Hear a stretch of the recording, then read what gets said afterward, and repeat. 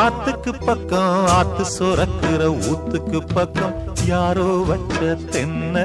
இது நம்பி இருக்குது மண்ண இது தானாக வளர்ந்த மரம் பாரம்மா ஒரு தாயாரு தந்தை யாரு கூறம்மா ஆத்துக்கு பக்கம் ஆத்து சுரக்குற ஊத்துக்கு பக்கம் யாரோ வச்ச தென்ன இது நம்பி இருக்குது மண்ண இது தானாக வளர்ந்த மரம்